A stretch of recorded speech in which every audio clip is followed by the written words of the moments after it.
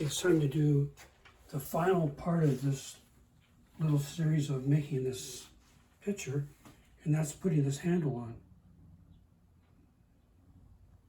See, I kind of already have a basic shape.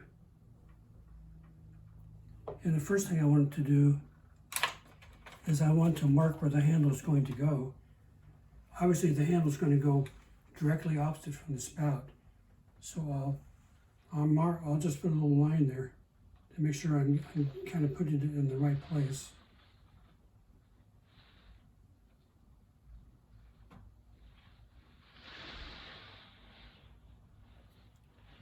Looks like it's a little longer than it needs to be.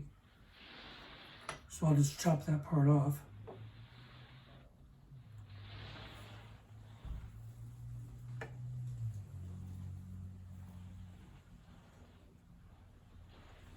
Okay, so the handle will be sort of like that. And you always want the top of the handle to be lower than the edge of the rim. Because if this ever gets washed and you want to put it upside down, for one thing, you don't want it rocking on the handle, you want it to be on the rim. And it just aesthetically looks better if the handle's lower. So what I'll do right now is I'll roughly mark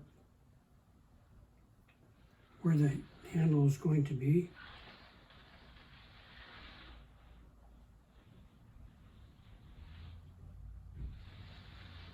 And now I'll score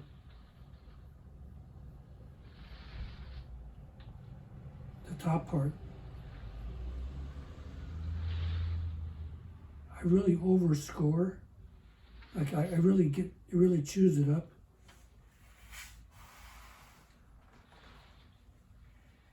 And what I like to do on the handle itself,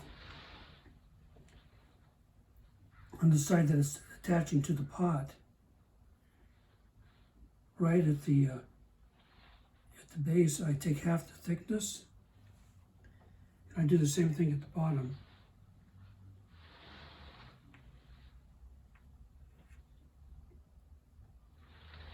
And I just think it looks better because since this part is thinner, when I attach it, it will transition better to the base. I want it to be kind of rounded at the bottom too. So I just pinched off the little corners and I made it rounded.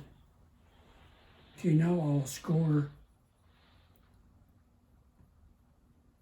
the top and the bottom.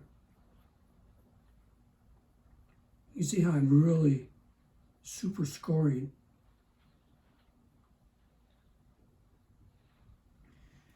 My theory is if it's really scored deeply, I'll do the bottom also.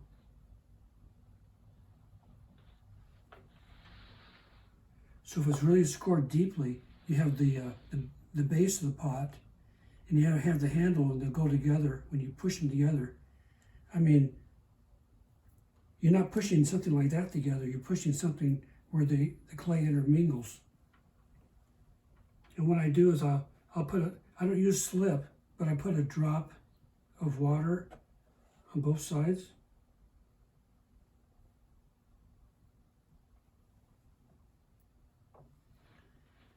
And I'll also I can pick up the pot and do it, but this is the way I do it without, I'm not picking up a pot.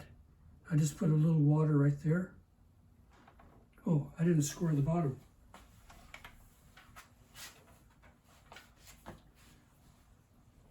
Now I've found that when this is fired, if I put the handle on directly down below,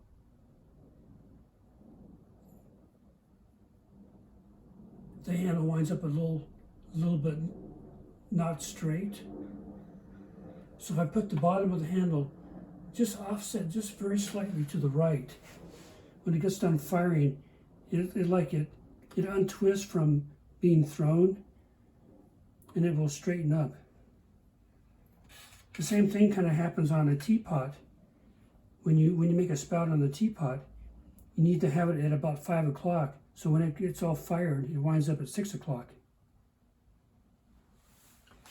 It's just untwisting being thrown. Okay, so now I'll put a little water there. Okay, now I'm going to do the actual handle attachment.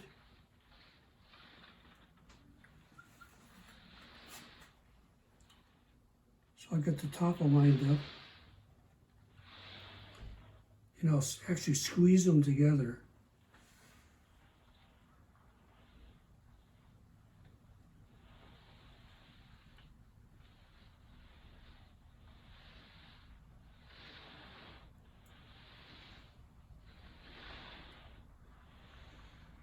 And I'll do the same to the bottom.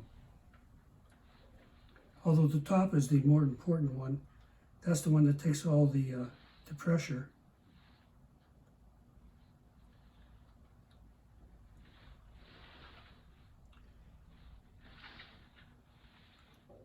I'm not sure if it shows up in the video, but there's actually a little bit of slip coming out when I push this together. It's like the parts are making their own slip.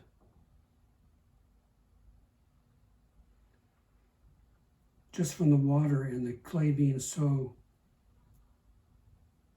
scored.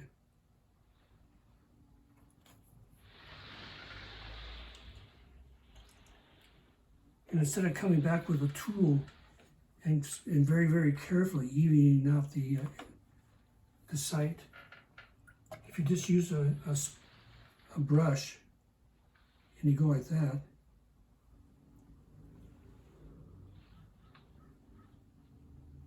that's it.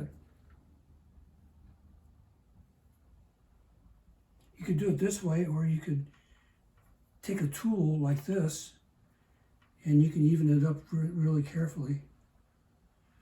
But obviously this is just a bit faster. It comes out very good. Let me look at the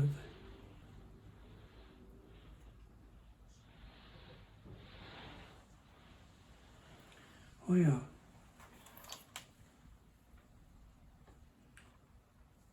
Here's the end of this brush. The brush was too long to fit in my little tool kit. So I had to cut off a part of it.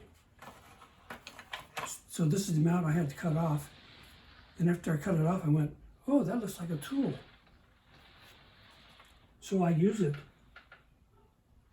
when I put on handles. It's just a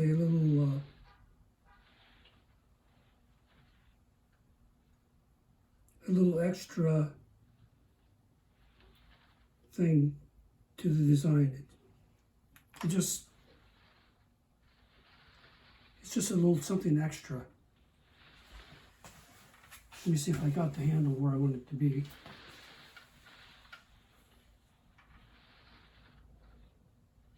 Guess I should make sure it's straight too.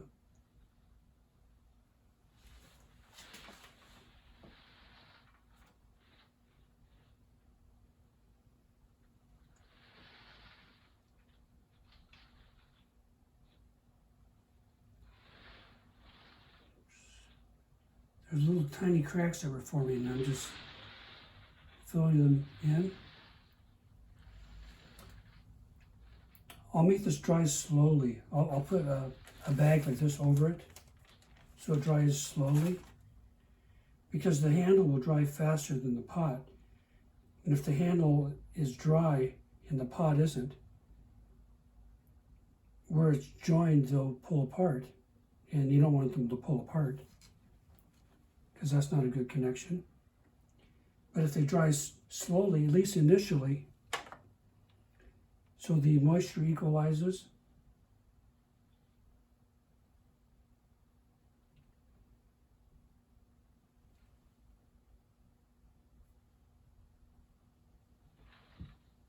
if the moisture equalizes, then they'll probably stay joined together nicely. So this is I guess the end of part 4. And the only other thing I'll do is I'll after it's all dry, I'll make sure that I like how the sharpness of the lip is.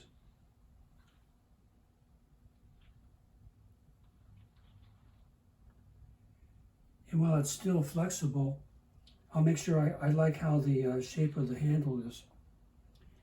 But I always make my handles first, so by the time you get ready to put them on, they're firm enough that they'll hold their shape. If this had just been made and it was floppy, then it wouldn't be holding this shape. It would be not cooperating, and you'd just be having trouble. But if you make the handle early, and I showed how I pull handles in a previous video.